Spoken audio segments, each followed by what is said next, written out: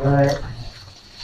Where exactly was the, you know where the change I was? haven't seen the final, I just seen the email. If I may, Mr. Chair, it's on page 4 in red, use combinations. Oh.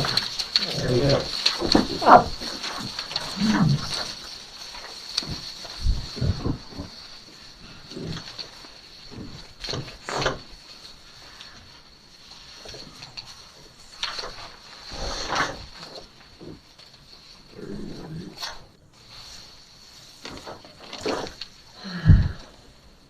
Yeah, that is pretty straightforward. I don't see anything I wrong like with the that. fact that we're able to, if something is wrong, but we actually have the ability to make it right before Yes. it's not just closed out. And we'll add it, there's any question about that. I was able to speak with the property owner, Mr. Phillips, this morning.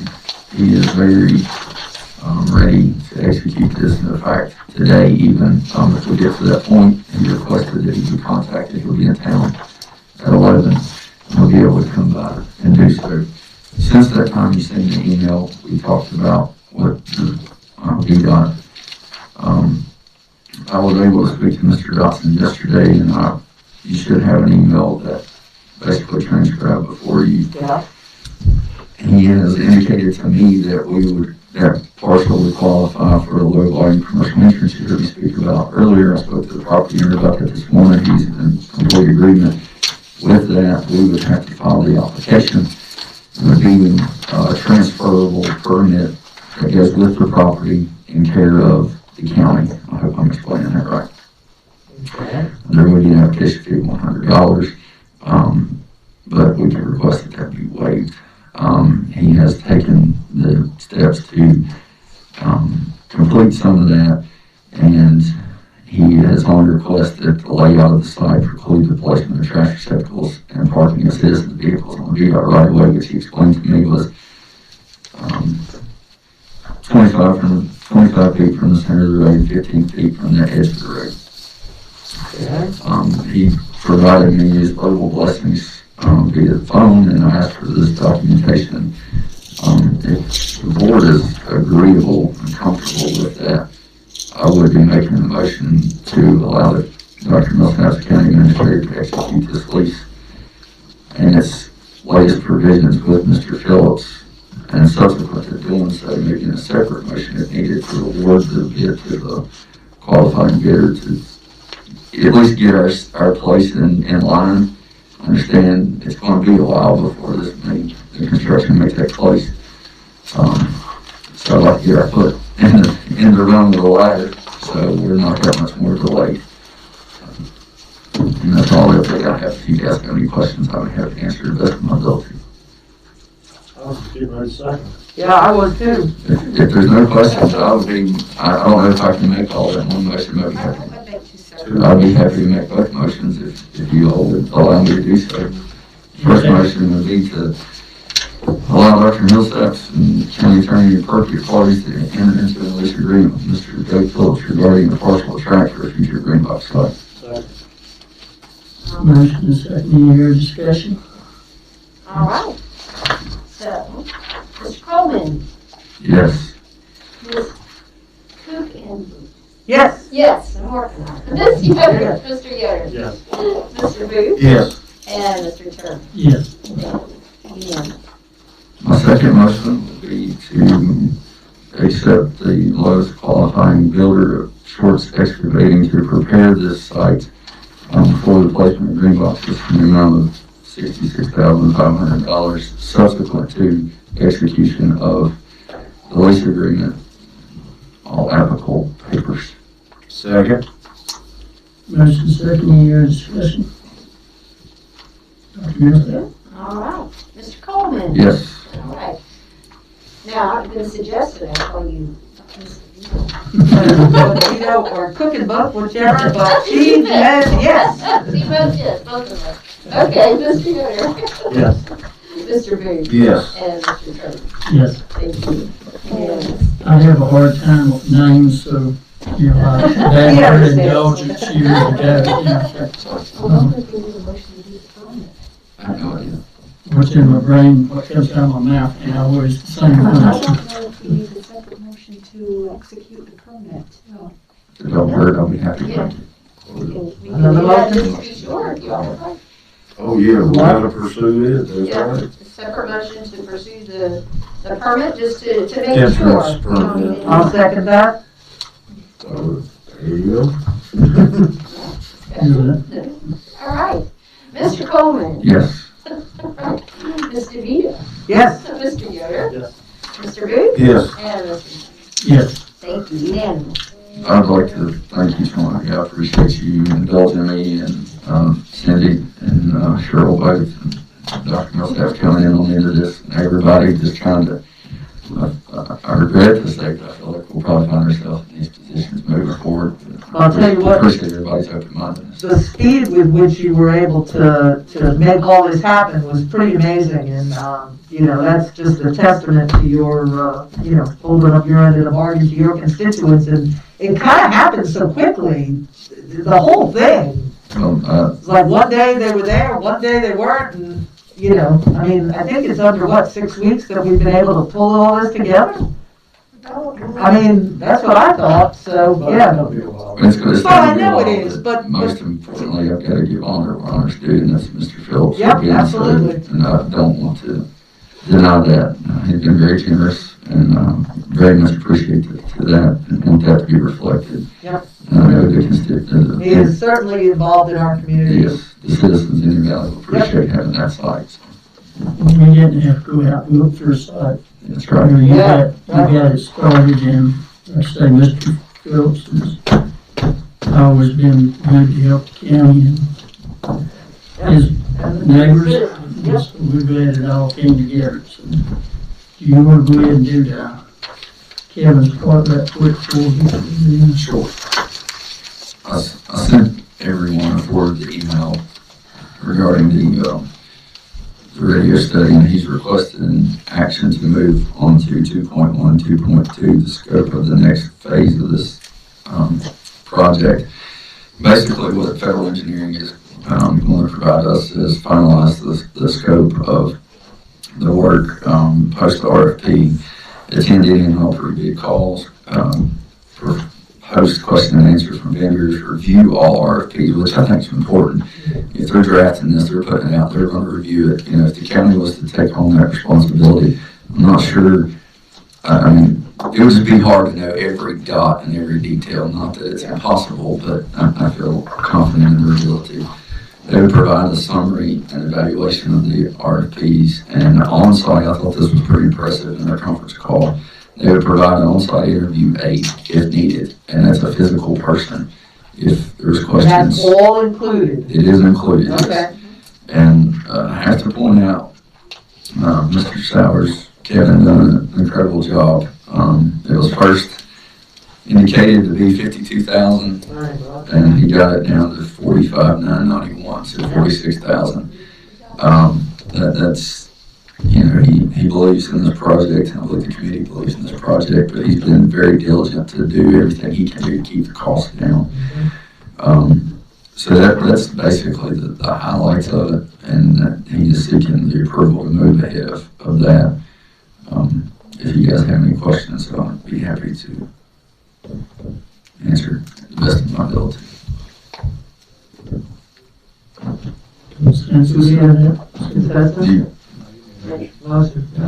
Need actual action on this to proceed. And they have been, you know, Federal Engineering has been good to work with, and I think that's pretty evident with them being willing to come down on that price. You're getting really good at making motions, so. You want me to do it this Yeah, time? if you would, I think that might be more appropriate. Yeah, probably.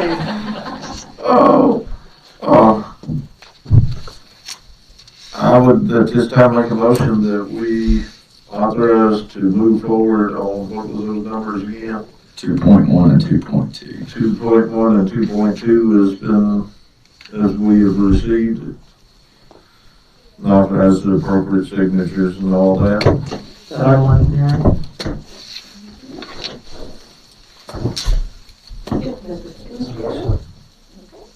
Motion second, any other discussion?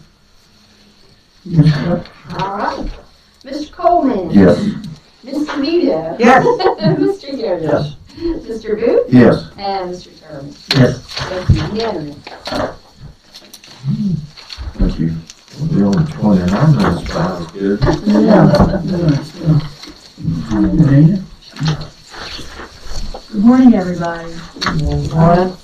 I trust that you got my email early this morning, and before we move into the subdivision stuff, I just wanted to ask you if, regarding Lot 8, if you all would like to designate a set of water and sewer connections that you prepaid years ago for that lot or not. Mr. Chairman, I would appropriate that. I do apologize. Mr. Chairman, if appropriate, I'd make a motion that we designate one set of water and sewer to Lot 8 from what we have been attributed to from the PSA. I'll second that. Motion second, any other discussion? Yeah. Okay. Mr. Coleman? Yes. Mr. Vito? Yes? Mr. Yoder? Yes. Mr. Booth? Yes. And Mr. Kraft? Yes. Thank you. Thank you all so much for that, really appreciate it. And I'm going to turn over for a few minutes to our fearless leader here, Mr. Mulvaney, and then we'll be taking some turns here. Thanks. Good morning. I don't know if you guys remember, but about a year and a half ago, this is back in the summer of 2019, which seems like forever right now. You guys wanted us to constitute a group of people to start looking at rewriting the subdivision ordinance. And so, things went along really well for about 6 or 8 months, and then we ran into COVID, just like everybody else, and we had to put a stop on everything. Well, now it's about time that we started getting back to work on that. And Ludina and Carla and I have been trying to, keep this thing alive and keep it going. But we're to the point where we have a couple of issues, and we really need some direction from you guys. So we're hoping for some active discussion this morning to try to get a little bit of direction before we get the group together and then start heading off down the road. So anyway, that's what we're here for this morning. So the subdivision committee members, as you remember, we had a realtor, Levi Cox was a realtor, Lowell Yates was the appraiser, Sean Lewis was the surveyor, we had Mark Sowers on there as the farmer, Jerry was there from the board, Deb Baum was there from the Planning Commission group, myself, and then of course Ladina and Carla and Mark Bolt. And we're thinking about getting this group back together in April. Originally, our charge was to kind of streamline the ordinance for rebuilding and clarity. And I don't know if many of you, I know you don't dig into the ordinances a lot, but as Jerry said, this ordinance was written a long time ago, 20 to 30 years ago, by 4 lawyers, 4 different lawyers. So you can imagine what condition it's in right now. And if you try to read it, it's kind of a hodgepodge that's been patched together over the years, and it leaves a lot of room for interpretation and questioning, which if you look at a lot of the other ordinances around the state, they've been updated over the years, and they're much more readable and a lot more clear than our current ordinance.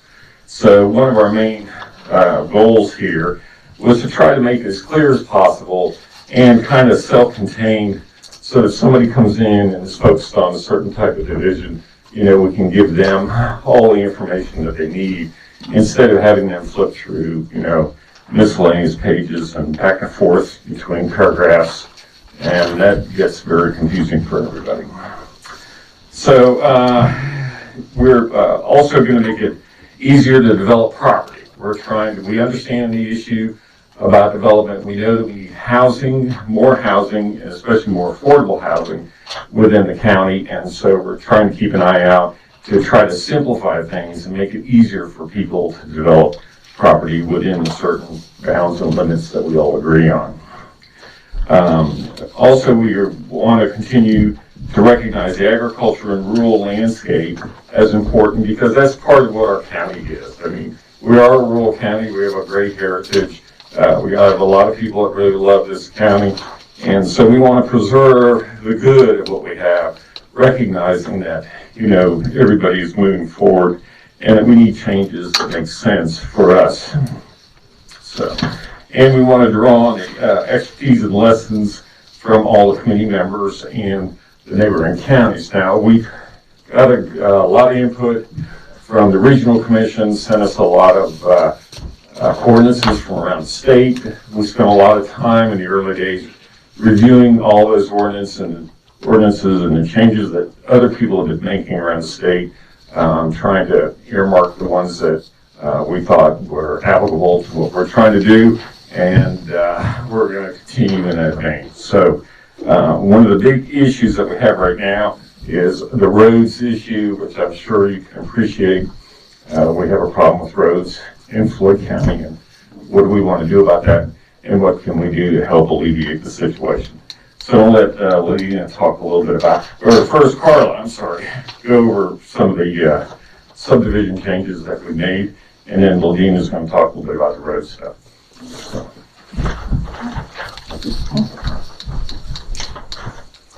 Good morning. When we took on this task of reviewing and rewriting the subdivision ordinance, our main focus in the early days was on the division types that we allow here in the county. We do have a couple of new division types that we have proposed.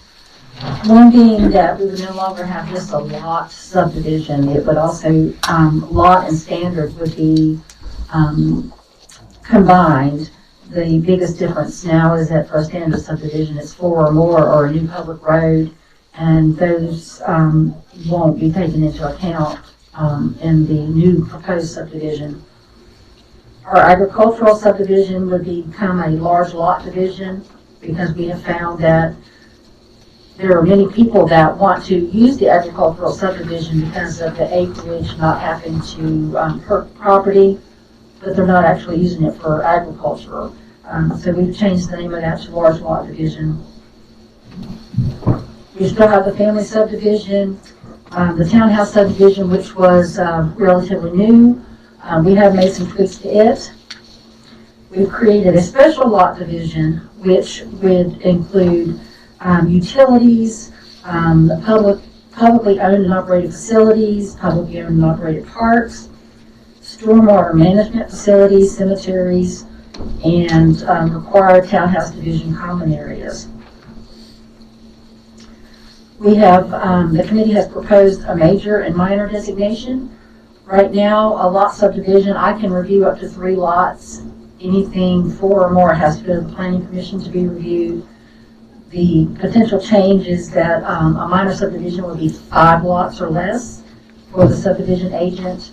Anything more than 5 lots would go to the planning commission for review.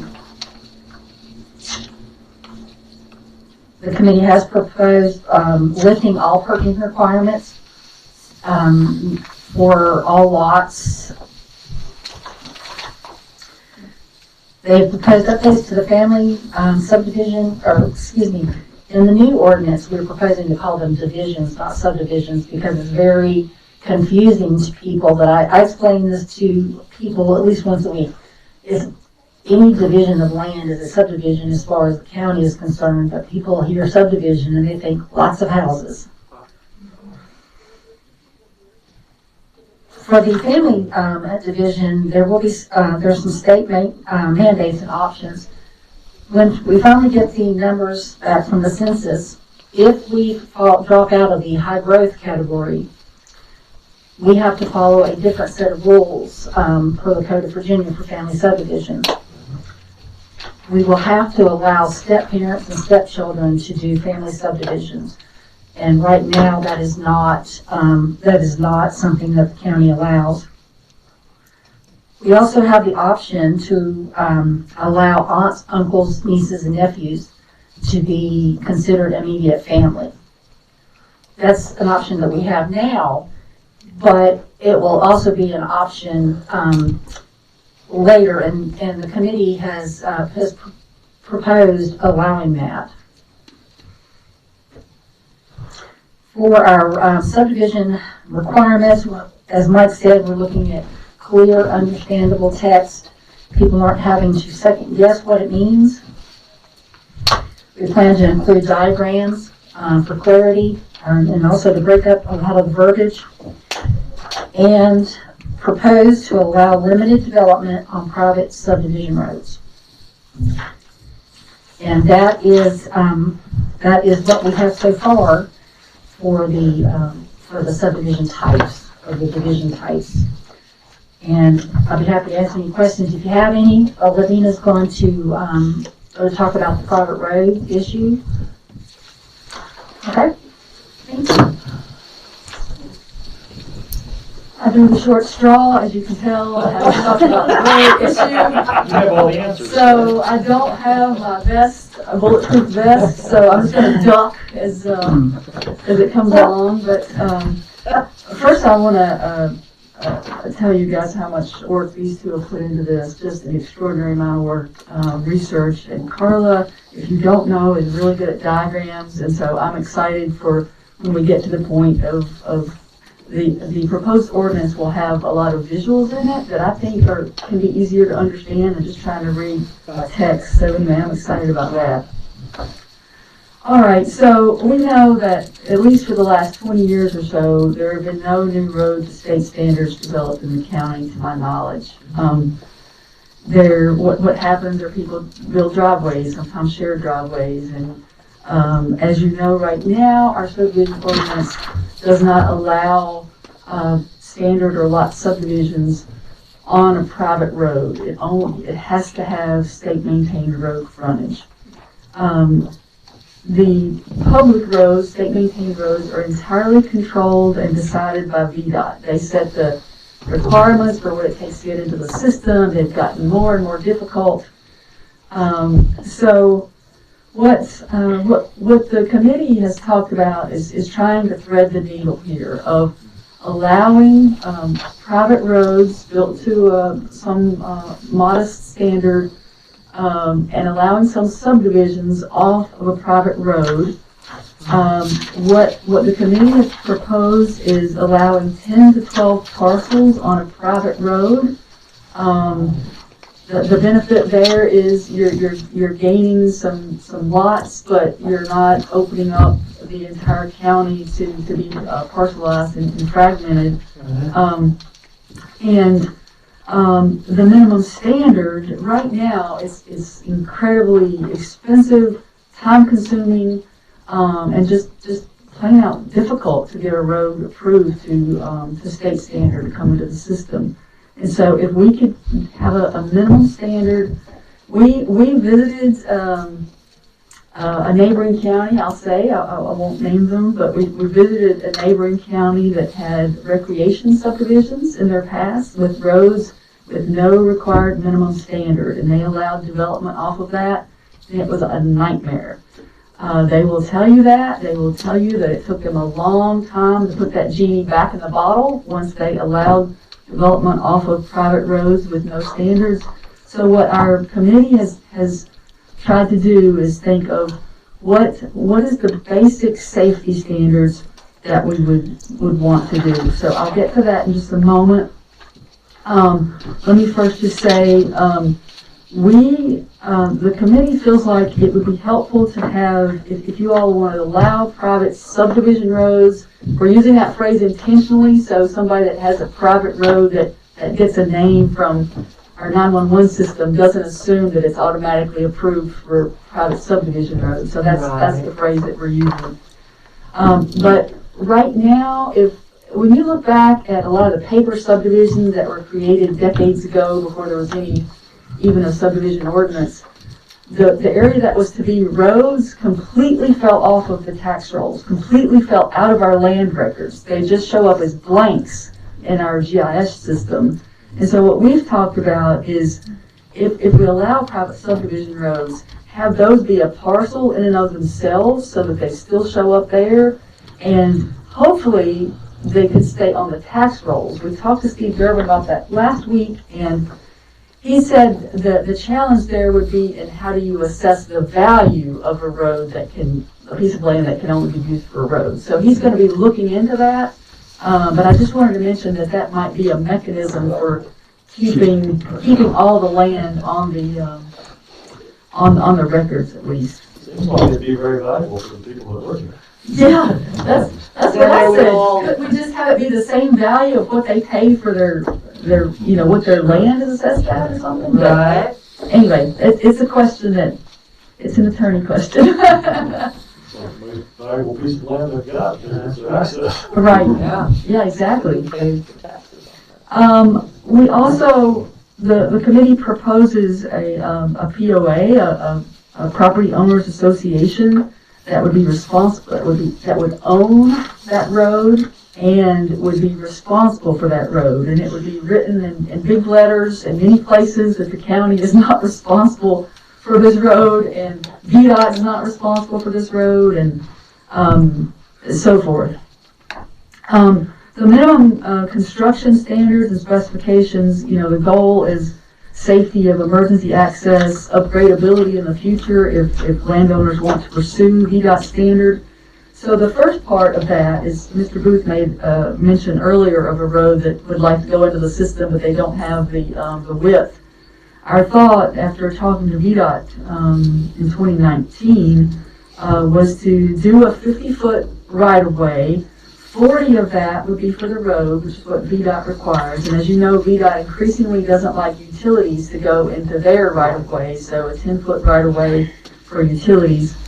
Otherwise, the standards would be this. The grade should be less than 18, which means not raising more than 18 feet at a 100-foot distance is what that means. And so just trying, again, some of the things we've seen in other counties where they kind of, go down cliffs can be a little scary. Unbelievable. Then we would have an 18-foot travel way within that, so that's what would actually be the road.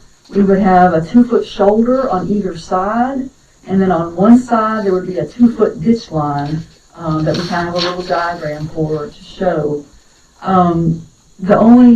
The thing that varies, we broke it down between serving a couple of lots, serving 3 to 5 lots, kind of lining up with the minor subdivision type that Carla mentioned, and then going up to 12. The main difference there would be the depth of gravel. So it would be number 21 stone, anywhere from 6 to 12 inches, I think it was, Yep. or 6 to 12 inches deep.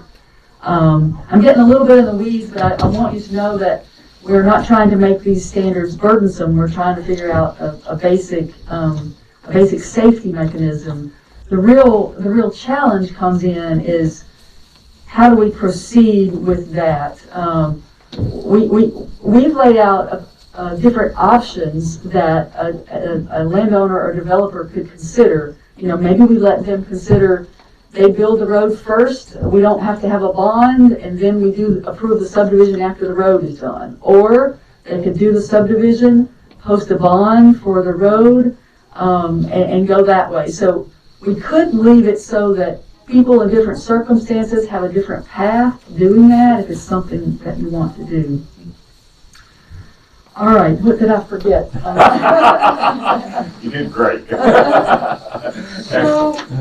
So what happens if this all gets done, but the road that the developer has put in, or the owner of the said subdivision, that road then becomes problematic for a VDOT maintained road? You mean to say it's not VDOT maintained? I understand. Okay. But what happens if the road that the developer puts in, What if VDOT changes their standards? becomes problematic because the roadway now drains off, or Oh, well, gravel washes off, or... VDOT does have to approve, as you know, approve every commercial entrance. So anything that they, Yeah, that very well. You're up to speed on that. Yes. So VDOT is in the picture in that way. And VDOT is in the picture, because when they set that commercial entrance standard for that particular road, they want to see how many lots are going to be on it. That's how they determine what kind of commercial entrance is going to be. So they're going to be involved enough in that process that I think if they have concerns about stormwater coming in, that the stormwater overall is one of the ways that we could have cost savings with allowing a private subdivision road versus the standards that VDOT would have if the Sure. whole thing was to be to their standards. So But you're right. basically a subdivision, an owner, a developer, or anybody of land could want to put this in. I mean, I'm thinking of one right now that went in 38 years ago, and it would certainly have not, I can't imagine VDOT would have ever approved it because of the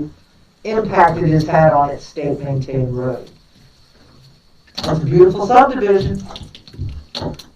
I'm And not, I I'm don't not know if following. there's a question there or whatnot, but would the ordinance, I mean, basically the burden then falls onto that developer and VDOT. Yes. Okay. Right. All right. Or the homeowners association. Well, there is no homeowners association because the homes haven't even been built But it's no yet. different than if you build a commercial site or an industrial site. Right, You know, that's worked out between them. Right. And I'm talking about after the fact down the road, because once the divisions are sold Right. or whatever, what was we talking about? After the third one, then they had to have a homeowners association? I think we're talking about having them. Before approve platting, the we plat. wanted it to plat, we want it right up front, because if you don't get it up front, you're not gonna get it. I think everybody knows that, if you don't have the right of way set aside, you don't have everybody in I'm talking agreement, about setting up It's the not gonna happen. homeowners association. it's right at the beginning. Right at the beginning. Whether- Every time a lot's sold, they become a member of the homeowners. That's So exactly right, and it's basically- in the deed, everybody knows exactly what they're buying, they know what the restrictions are, it's right there in so front. if it's more than one home, that happens, Well, as soon as they come in to plat out the division, okay? right, they bring it into us, and Right. it's showing that they're gonna wanna sell or break it up into how many number of parcels they Whatever. want. And if they wanna put a private road in there, then yes, the requirements are gonna be, they're gonna have to start a POA, and the developer is gonna initially own it, but they'll pass on to the other Gotcha. landowners, and they will be responsible for the maintenance, and that's why it's important in our minds to have it as a distinct piece of property as well. Yeah, Because then it's platted along with the plat of the subdivision. You know what the road is, you Right. know what the boundaries are. Everybody is very clear on the whole situation. like everybody owns a piece of it. That's exactly right. Everybody's vested. Everybody's best, yes. Okay. Have y'all discussed the minimum lot size allowed on these roads? Yeah, we have, right now, y'all know there's this weird quirk of if someone is doing a new VDOT road, which they haven't been doing, they could do a 1 acre standard, but, you know, the thought is, if that's really a health and safety concern because of our water and the drain field separation ultimately, then it doesn't make any sense to let it be 1 acre depending on the road type. So our thought has been, and I know that we've discussed it amongst ourselves, I don't know that we've got into all this with the committee, so I'm not speaking to the committee at this moment, but our little working group here is thinking that the lot size should not be based on the road type, their lot size should be based on the utilities that they will use. So, in other words, if it's, I'm sorry, Carly, go ahead. If it's going to be public water and sewer, then that sets it down to smaller because they don't have to fit in all those things. If it's going to be private well and septic, then it's 2 acres there, so. The reason I asked that, and I agree, I would not want it under 2 acres on a private road, but. Family too. Well, I think families are different. Family subdivision is a different discussion. Not talking about that, I'm talking about from the safety aspect. If a well and septic won't fit on a 1 acre for Joe Blow, then it won't fit on Uncle Bob's. Well, I'm again, just, you see, I understand what you're saying, but as far as, I wouldn't want them to be below this, whatever the standard is. Maybe that's a better way of putting it. But I know some counties look at it from a different perspective, and that is, if we're gonna allow subdivisions to be built on private roads, the thought is that the makeup of the county they would want larger, if you're gonna start subdividing farms, for example, that they would want larger lot sizes, like say 5 acres, just to maintain more of a rural. So if you build it on a private road, you have to maintain 5 acres or 4 acres, because then it kind of spreads everything out to the point it doesn't look like a subdivision. That's a policy decision for you Sure all, it is. because I just it's didn't know if that had been. there's a con to that though, because if you do a residential lot that's 4 or 5 acres, then you're eating up more farmland Sure, and it is. forest. And so I think in the planning practice, we saw a lot, 20 years ago, we saw a lot of communities doing large lots, and Sure. then they kind of like, oops, unintended consequence. Yeah. But I mean, it's whatever you all think. But it's just, I was just curious if that was the discussion. I don't really have an opinion at the moment. I'm just kind of. There are actually some that have started setting maximum lot sizes for that reason, that really want to focus on the rural character. They say, and I'm not suggesting that, I'm just saying that it's kind of been a pendulum Well, swing I there. remember seeing, I don't remember where I saw this, but at some conference or something, where one county was doing the approach of, you could develop half of your acreage. So if you had 100 acres, you could develop 50. And you could, so in our case, we could do 25 lots off of that, maybe build 2 roads, or whatever it is. And then the section that wasn't developed was committed to agriculture. It could never be subdivided again, kind of thing. Yeah. And I forget. That seems like a good idea. We talked about that. Yes. I'm just kidding. But wasn't it was it Clark County, or there was a county up in northern? It might be Clark. I wanna say Clark's the one that Clark. set maximum for residential lot sizes, so Clark was? that might make sense. And I think I Yeah. talked to one of their planners, maybe.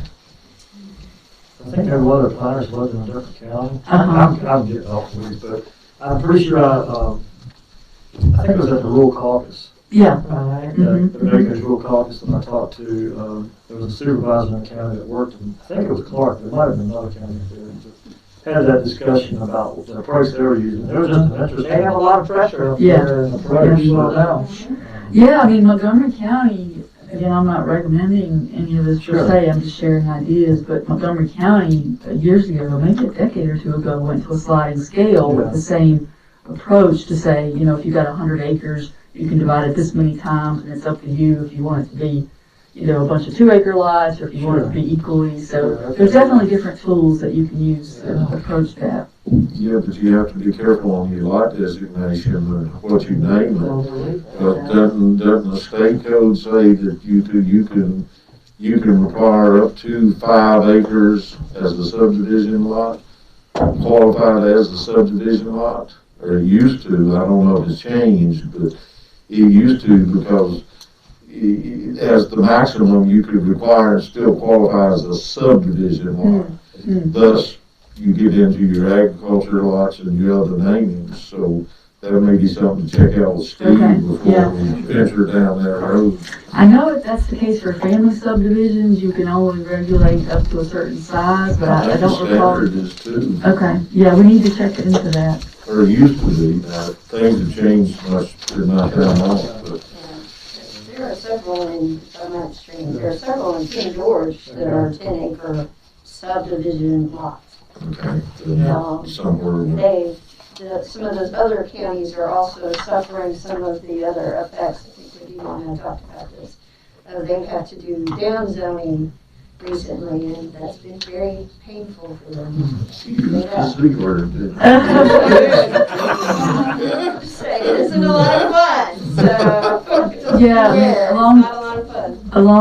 Along that line, and, the committee talked about this, 10 or 12 acres on a private road, there's no magic in that number, but the idea is just, allowing more development and lots, but also realizing that it's a lot easier to open the gates to things than it is if you open it too far and then you gotta try to kind of put that genie back. So taking a step that helps, but doesn't make it difficult for a future board that has to potentially do the equivalent of downzoning by making the subdivision ordinance more strict. Jerry, have to do with that. Yeah. And one other question, just thinking out loud, I'm picking on Jerry a lot today. I'm picking on Justin. Don't dish it out if you can't take it. But bring it on.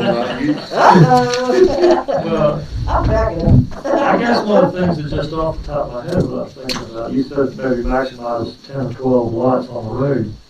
What happens if someone has 100 acres and they put in, would we then see a problem where we have multiple roads? Daisy chaining, so to speak. Or, where you got a road here and then there's 10 houses to the left and then a road 50 feet over another road, 10 houses to the right. The committee only went so far as to say, you can't keep adding on to one road. If it's designated for a max of 10, then that needs to be the max. Even if you build other roads off of it, it's all based on the connection, the commercial entrance connection. But that we didn't get so far as to talk about, if they want to build an entirely separate road into it, they would get another 10 or 12 as far as we've talked about. Yeah. And it would be interior, so it wouldn't have any of the, correct? You wouldn't, You'd have the one impact on, the one entrance That's where I was impact. going. was Right. Yeah. You would want to lessen the amount of impact you have entering VDOT, because I think part of the issue we're seeing right now is you have to have road frontages, so every several hundred feet now you're putting a new entrance in, and so it's like, right. the school bus goes along and stops, so Right. it would be nice to have that one entrance, and then somehow coming off of that to. And VDOT's been complaining about that for years. It's just a safety concern. It is. Because now you get to the point you're having to put driveways in places that would be normal, Now, ideal. one thing about it, and I guess these subdivisions would have commercial entrances, right? They'd have, anytime you have 3 or more, they'd Now, one thing in VDOT's control, they can't, unless it's an extreme situation, they can't deny a residential entrance, but they certainly can deny a commercial, Or require a turning lane. or require other things, or completely deny it. Yeah, so there's some safety. to that point, there are certain boundaries we didn't want to cross with private subdivision roads, like if you're a major stream crossing or above 18% grade, we feel like it needs to stick with having to meet the VDOT standard, because it just becomes safety issues that would be challenging. And erosion issues. And erosion issues. Grades. Right, exactly. So anyway, that's kind of some thoughts on potential for private subdivision road. Also, just a few other items before I turn it back over to Mike that we haven't gotten to, but that are on our list when we reconvene. As already mentioned, basing minimum lot size on utilities used, not road type. Incorporating a PSA connection formula. Right now, the current ordinance, I think, still has, if it's within 500 feet, you check with the PSA about connecting, but the PSA has been very deliberate in thinking about maybe it doesn't need to be a fixed number of feet. Maybe it needs to be based on how many units are being proposed and what makes sense to extend. So that's something that we want to look at. And then, as you all have early guidance said, not requiring a survey for a remainder parcel. I assume that that's still what you want us to do. And then, as Carla has been encountering a lot lately, parcels that are in multiple jurisdictions, whether it's county and town, whether it's other counties, there are a lot of complications there. That it kind of feels like might need some fresh look and consideration, just to make sure that everything is fair and logical as it can be. So, any questions from you all? Or I'll turn it over to Mike. He'll answer all your questions. Yeah, think so. Well, that wasn't too bad. You didn't have to dodge too many things. I know, we're still alive. This is great. I see the hook coming. Yeah. Well, I mean, like I said, this is kind of a checkpoint meeting with you guys. There are some major things that we're considering as changes, and we want to make sure that we weren't off in the weeds before we spend a lot of time and a lot of effort, and also a lot of attorney time, because we need Steve Gervin's input on a lot of this stuff, certainly with wherever the legalities are concerned. And so, you know, I guess we'd like your first impression. We're not trying to hold you to anything, but I mean, do you think that, you know, this rewrite is okay, and these major changes to the roads? I mean, we're thinking them out as well as we can and getting input, and certainly everything that we do is heavily discussed within the committee, and it's really a good group of folks, as you can see, that they span a whole wide range of experience there, and they've been great to work with, by and large, every one of them. We don't always reach consensus, you know, surveyors and the appraisers are, you know, throwing rocks sometimes, but it's okay. We keep it down to a minimum, and it's working really well.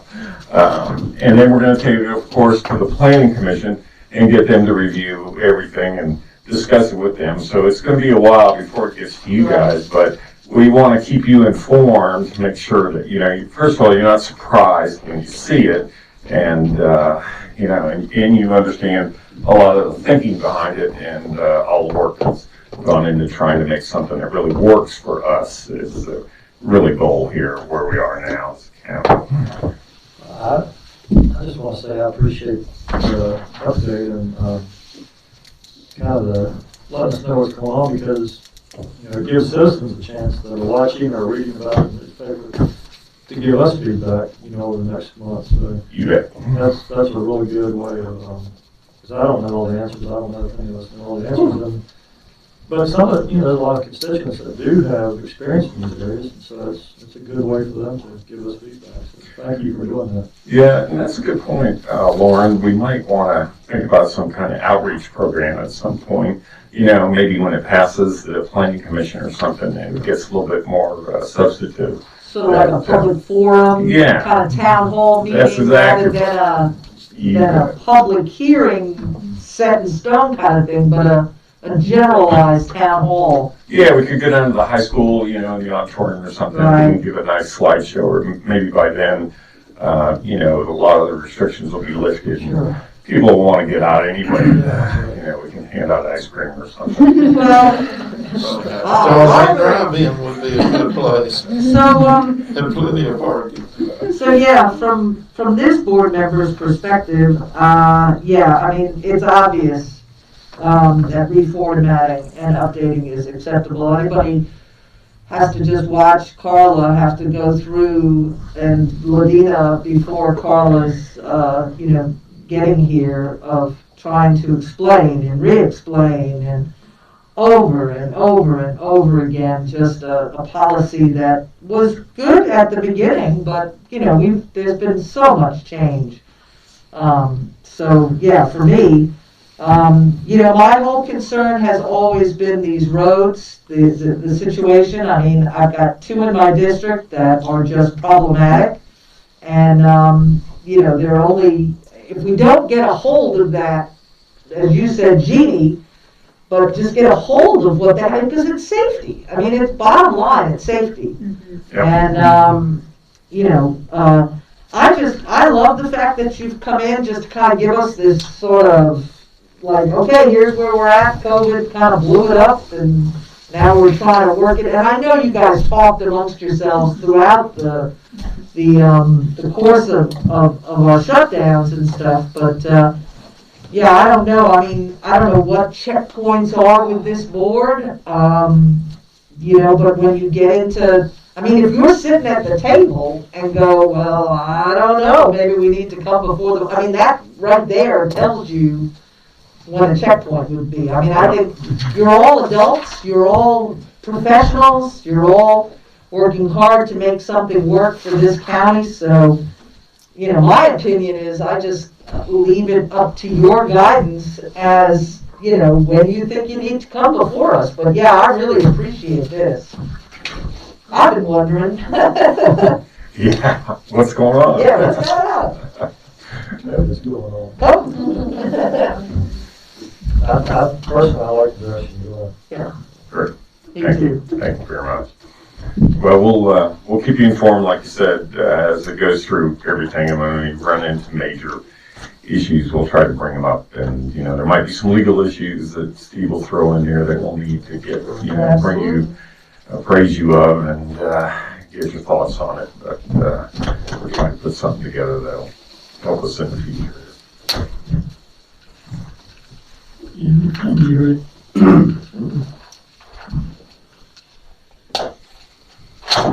Thank the entire board for me, Thanks, Doug. the committee members. Thank you all. Appreciate it.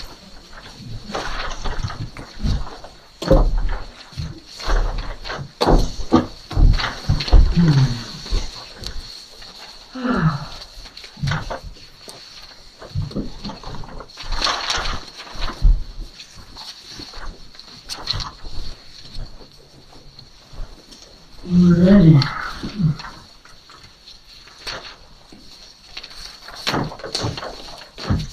I guess we can move down to county administrator's report.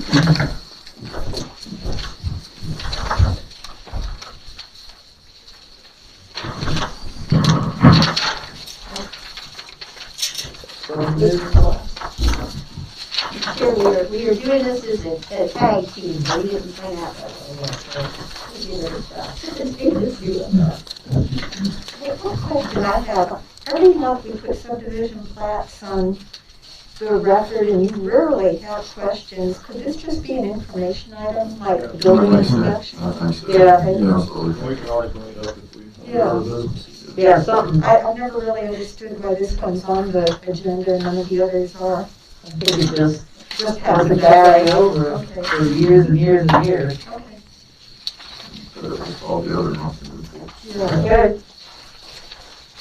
Actually, that goes back to doing it that way prior to the planning commission having authority to approve. Right, yeah, I mean, it's just been carried over. It goes way, way back, Yeah. before I was here. Whoa.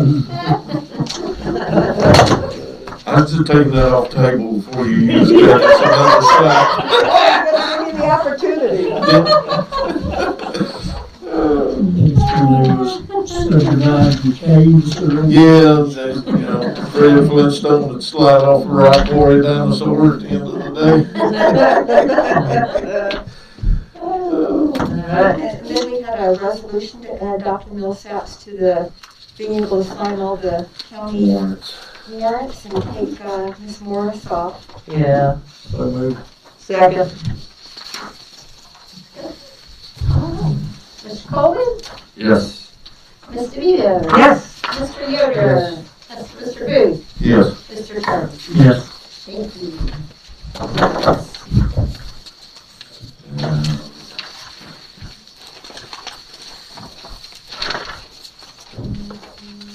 And next is the annual agreement with the Department of Health for Services. No major changes. is this early? Is this coming in early? I thought so. I think so. Yeah, I thought this was coming in early, but, I mean, if there's no major changes, No, this is from 20. This says 21. It's the current year. term against 2020, Oh, yeah. yeah. Last year, Usually they're way was behind. 28. Yeah, usually it's, yeah, So they're way behind. but we did one for, I thought we did too. yeah, we did one for 2020 to 2021. I wonder if that date, Maybe they need, you probably ought to find out if they just didn't use the date correct. They just sent this. Huh? I said, they just sent this. Well, it's been a little busy over Yeah. at GDH. Sure. So we'll wait, I'll check with them about the dates. It does seem like we passed on a few months. Yeah, we did. Truck. Yeah, right. is the 103 forgive me for not looking, is the 103,400, is that our current year budget for the health department? I'm pretty sure. I'd have to. I'm pretty sure that is what I remember.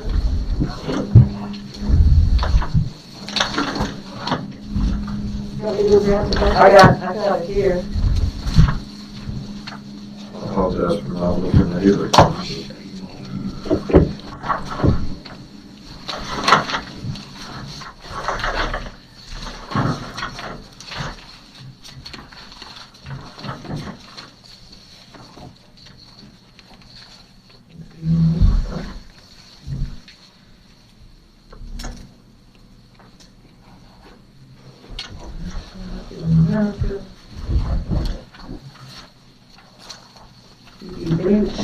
Where is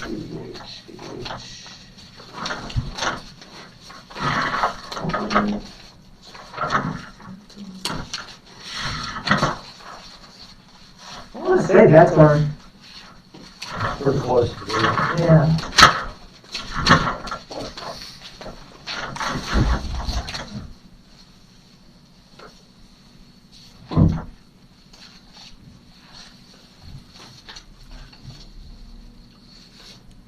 What, 3,400? Yep.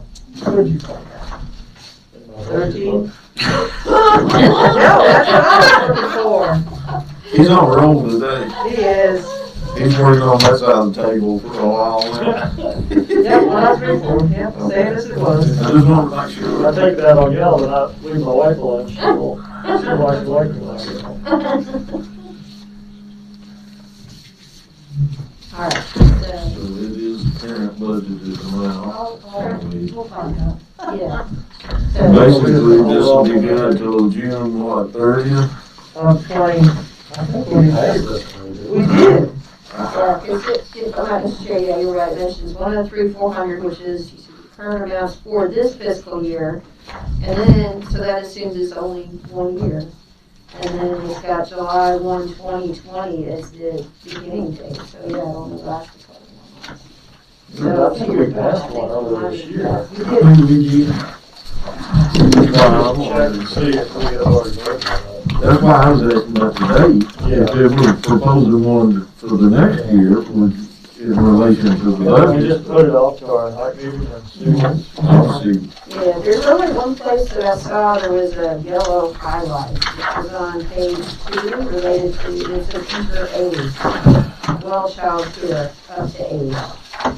So I don't know if that's part of what, if there is a change in that's it. It seems, since there's no answer there, the whole period. I'm guessing that's on her, you know. Well, I hope so. I know nothing about it. Cause that day I'm gonna put to 99. That way I know I'll be covered. Would you allow that? Have a year out of it. If you hear this, he's got on the bandwagon now. I'm proud of you. It's coming in here. I believe that date would probably occur for, What they said, I didn't realize we already passed it too. Yeah, Well, that's possible too, if you can find where we pay. I agree with Lauren, if it doesn't, doesn't create a big problem. Hadn't had one this long, what's another 15 days? Find out, no. Put it on our night now. Well, it looks like they're asking for 103,400 in fiscal year 2022. So, they may be early. Let's do that. maybe. They've never been early, so. I know, but maybe in, I don't know. If they're early, it won't matter what you. Right. Isn't there, Just check on the date. didn't, seems to me like I read something somewhere in some of the stuff that came out of Baco where there was some kind of protective change in formulas where ours was gonna go up. Yeah. Maybe, but they, in our book, Their request is the same as last year. fiscal year 22, 103,400. Well, they sent their request in before the. Out the other thing, so. That's true, but. All right, well, So Put this for next meeting. Yeah, Mr. Assume it's the will of the body to table this till the next meeting. Yes. Okay. Well, about 10 minutes. Okay. No, I'm not saying that. You, I'm just saying. Oh, he's on a roll. We're up there going in a circle eating in our lunchtime right now. That's what he We're said. talking about ourselves, not the else. All right. Sure, the next thing we have on the list here is the arts grant. I understand authorize applying for the Creative Community Partnership Grant from the Virginia Commission for the Arts on behalf of the Floyd Center for the Arts. I understand it's something that has been done several times before. Every year, the requirement changes a little bit, and one of the things that has changed over time is we actually have to apply on their behalf. Right now, it's got Cindy's contact information in there. It's something that'll move to my plate if you all choose to move forward with this. Would be a grant application for $4,500, which would require a match from you all of $4,500 as well. And I have reached out, as you know, you have a new person in charge of the Floyd Center for the Arts. And so she and I have already been in communication, and again, assuming if you all choose to move forward with this, then we'll work jointly on making sure that this is in a format that we're comfortable saying is coming. What is the deadline, April 1st? I think it is in April. I do believe it's April 1st. Yeah, April 1st, applications are due Yep. at 5 5. o'clock. Well, that's a lifetime. So she has provided some initial language, and so, but that's something that we'll go through, and I think both Cindy and I have some things we want to clarify in it.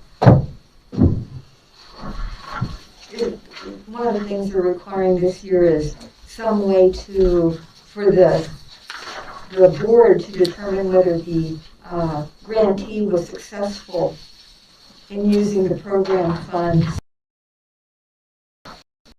And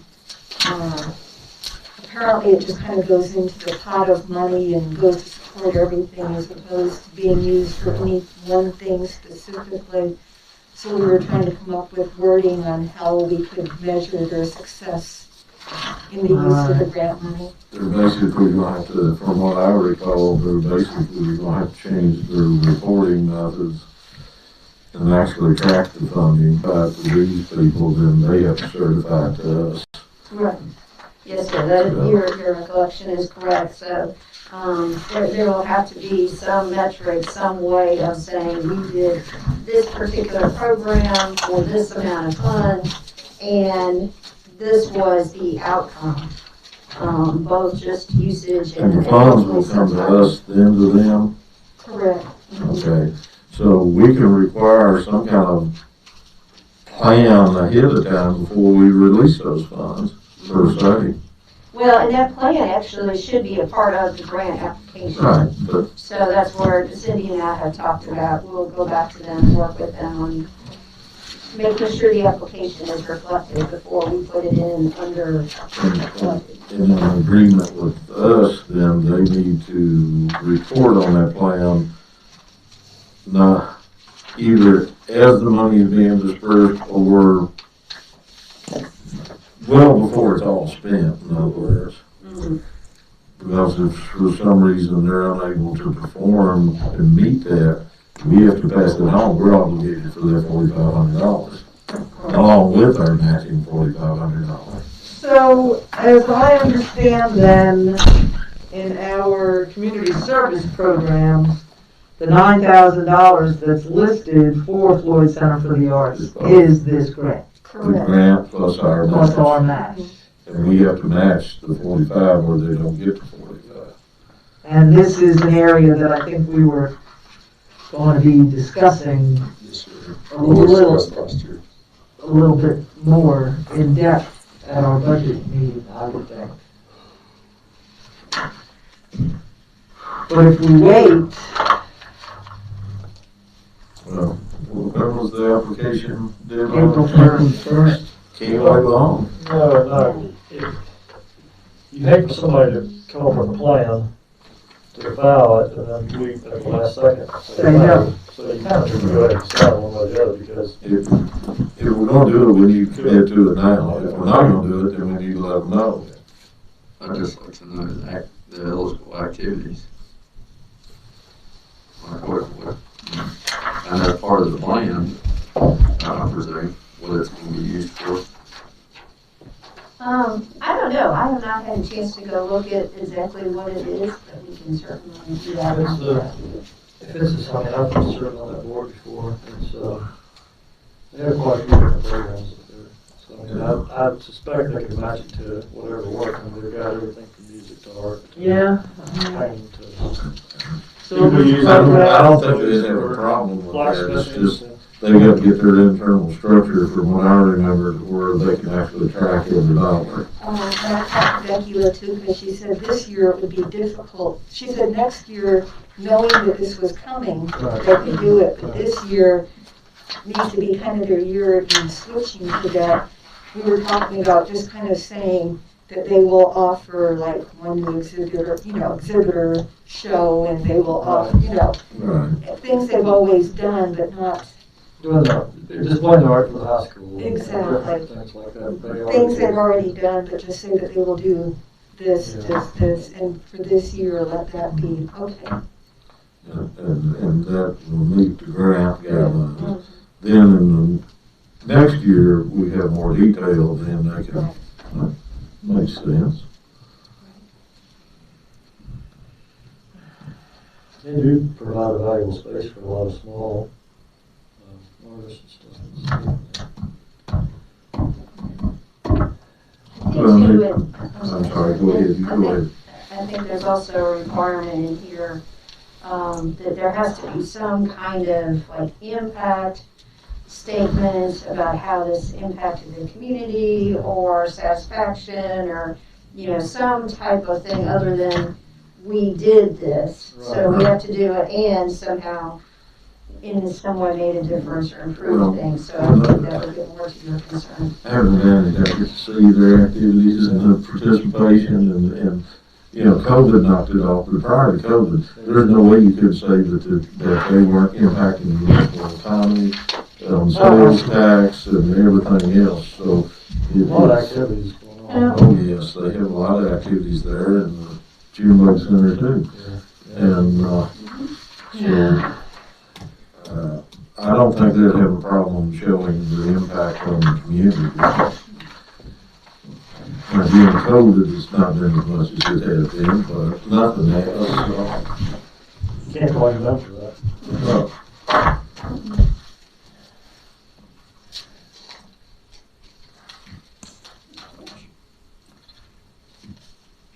I don't have a problem going ahead and committing and authorizing myself right now. So take a motion to authorize for the Creative Community Partnership Grant from the Virginia Commission for the Arts on behalf of Ford County Center for the Arts. So moved. Second. I think you completed your discussion. Mr. Coleman. Yes. Ms. DeVito? yes, Mr. Yoder? Yes. Mr. Booth? Yes. Mr. Turner? Yes. Thank you. Yeah. Now follow up.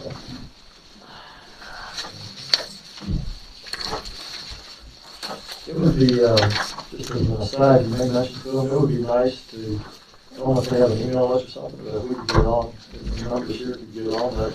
They have, art shows, especially I'm interested in the one that displays the high school art. yeah, That's what I always enjoy want to see, and I often almost miss it because you don't know that. it's going to be on.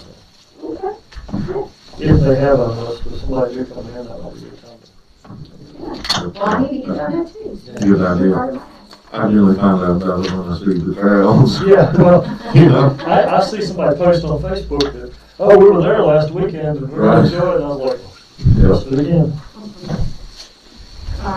Chair, we can move to the next item, if you'd like the renewal or rebid of the mowing contract. You remember we discussed this at the last meeting, and I think your instruction was for Cindy to go back and see what they thought about this versus, as you recall, the contract itself had the initial amounts. It was at $40 and $100 as opposed to $45 and $125, and then the county has the right to potentially continue this or rebid.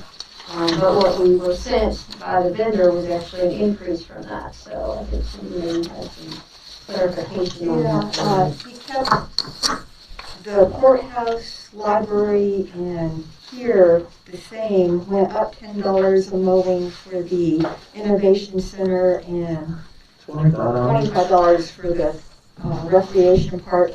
I talked to him, he said it's just increased cost of gas and minimum wage going up. He'll be having to pay increased minimum wage for his staff. And he said he just couldn't do it for the price he had done before. So do we rebid? So that was the question, we could rebid or. Have to, or I think you should. Okay. Well, That's just me, but. if we continue the existing contract, it'd be one thing, but having an increase in price, you almost feel like you almost need to rebid it. Yeah, that's kind of how I felt. Unless there was an escalator built into the contract. There was not. And there wasn't. Of course, the one that has went up the most is the rec park, where Jacob said he wants to mow twice a week. Right. Yeah, I don't know if that's, And I'm still, Yeah, I'm not 100% on board with that. yeah, me either. I'd mow before you weekend and play ball. That's right. I think we might end up having to use Mr. Rickstra a couple of times before we get a new bid in place. Well, that's fine, it'll be a continuation of this, yeah. And so we'll have to let them know that we are going out to rebid, but please start mowing on such and such. Right. Yeah. Per the existing contract. Oh, yes. It's coming, stay at 60 and 70 degrees. And we need to move some sheep up there. I still go back to the Yeah, idea partner of with Floyd. operating lower, and as soon as the trustees come back, turn them loose. Yep. Nobody cares. If they come back. Yeah, it's gonna give you a say. Oh, yeah, I tell you, they should. Who wants to be in, I kept saying it when I was down here, I was like, get a self-propelled mower for $250 and turn them loose. those who want to go into that field, let them where they are. Yep, sports management, It's more than just. absolutely. But I don't know, there might be a lot more. There probably is. But, I'm gonna get one of those push mowers that don't have a motor on it. Real mower, Don't blame. R-E-E-L, real Real dangerous. mower, yeah. And all the gyms are closed. Yeah. We bought one when we first moved out to Floyd. I don't know, it just always seemed like you had free labor there. Yeah. We're gonna put that out for review, right? Okay. All right, that's the instruction. We'll put that out to rebid, but let him know, as Cindy said, that we'd like him to start while we're doing this. Our old contractor cleaned out our iris beds and stuff, we were in need of that. That's an additional cost, That that's was an additional cost? $45, it was $20 an hour. not So if I come with my little rake, I can clean out the iris beds. Oh, my. You can have a ball. Yes, the recreation, we had brought a RFP to you, and we requested some changes. One of them was change it from being Jacob to Ms. Millsap. So we made that change. The rest we ran by Mr. Durbin, and he had some suggestions on our ideas. The concession employees, he said it would be fine for us to require that they provide the background check, but he did not recommend that we offer to do it for them, because then it makes them look as though they might be our contractual employee, which could put us in jeopardy with some other things.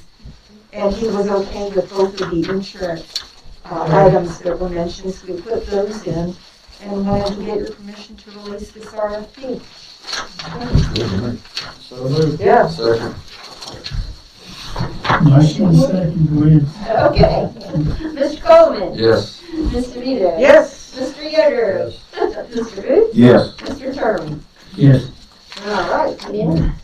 I don't know if it's going to become a reality or not. We'll find out. Yeah. I'll have to pay somebody to do it. All right, and of course, you already did 7G, your lease agreement, so. Restrictions get lifted. Mr. Terman completed the county administrator.